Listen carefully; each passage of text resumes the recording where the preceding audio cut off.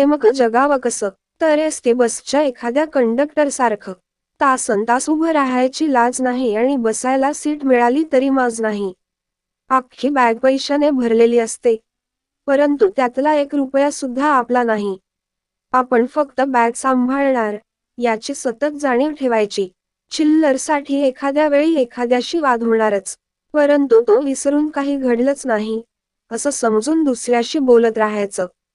पुढे चला, पुढे चालत राहा, पुढे सरका असं दुसऱ्याला मनापासून म्हणणारा जगातला हा एकमेव माणूस. खचाखच भरलेल्या बसमधील प्रत्येकाशी यांचं एकदा तरी संभाषण होतंच, पण कोणावर विशेष लोभ नाही, कोणावर राग तर मुळीच नाही, कुणाचा द्वेष नाही, कुणाचा तिरस्कार नाही. आपला संबंध फक्त तिकिटापुरता. कुणी मध्येच उतरला तर त्याचे दुःख नाही, कुणी मध्येच बसमध्ये आला तर त्याचं कौतुक नाही. दोघांसाठी हात पुढे करून दार उघडायचं. येईल तो येऊ दे, जाईल तो जाऊ दे. मूळ ठिकाणी पोचायच्या आधी बस 10-12 स्टेशनवर थांबते.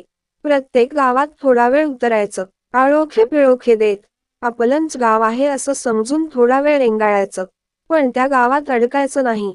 आपण इथले नव्हे हे स्वतःशी बजावत पुन्हा डबल बेल मारत पुढच्या स्टेशनावर जायचं.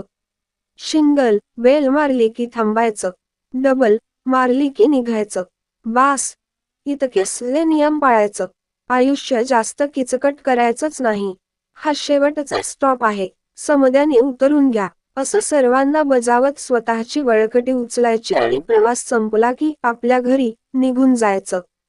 उद्या कुठे जायचं, कधी निघायचं, कुठल्या गाडीतनं जायचं, ड्रायव्हर कोण असेल हे ठरवणारा वेगळाच असतो. उद्या गाडी कुठली असेल याची खात्री नाही, ड्रायव्हर कोण असेल याचीही माहिती नाही, सोबत प्रवासी कोण असतील याची शाश्वती नाही.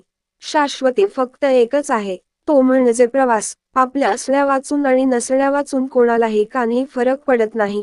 प्रवास तर सुरू राहणारच, निरंतर, निरंतर आणि निरंतर.